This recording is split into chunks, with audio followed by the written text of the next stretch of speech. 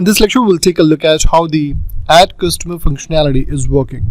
So over here in our code, we are inside src components customers.js component, and in the previous lecture we saw how the customers were iterated using the customers collection.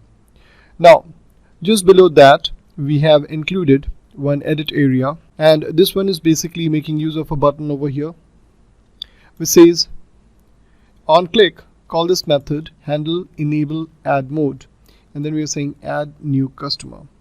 Now let's go and check this method handle enable add mode. This is defined over here on top of the page, and what this is doing is it is setting the state adding customer to true, and then there's an object called selected customer which is being initialized with empty values. So as soon as the adding customer is set to true, you'll notice the component below it, edit customer, has this adding customer being passed as an attribute.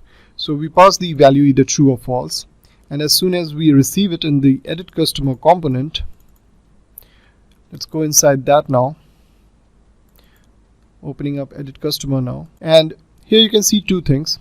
The first property that is being passed checks whether selected customer has been initialized or not, and if it is, then it goes inside this render block that we have, and it checks for the adding customer value is set to true or false. If it is set to true, then it is going to display this input, otherwise it is just going to show it in a read-only format. So here it says true, then we have the input type as number, ID, placeholder, value, and on change of this we have property on change event handler.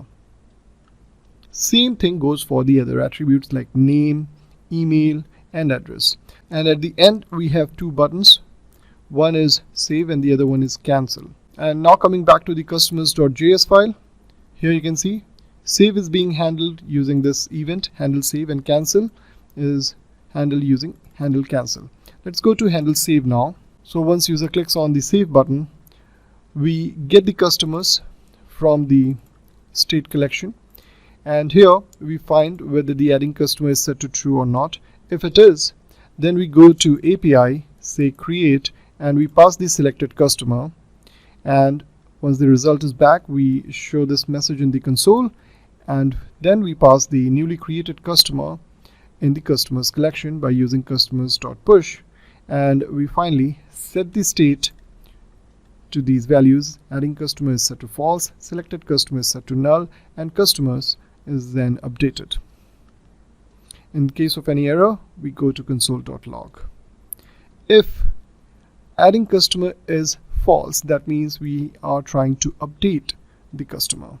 In that case, we go with the update mode and set the selected customer to null.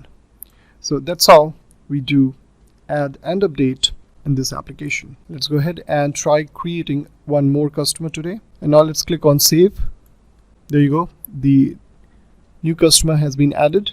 We can verify the same by going to the Azure extension, and here you can see the newly created customer is shown, Matt, with the ID, name, email, and address. In the next one we'll take a look at how we can delete existing customers from our application.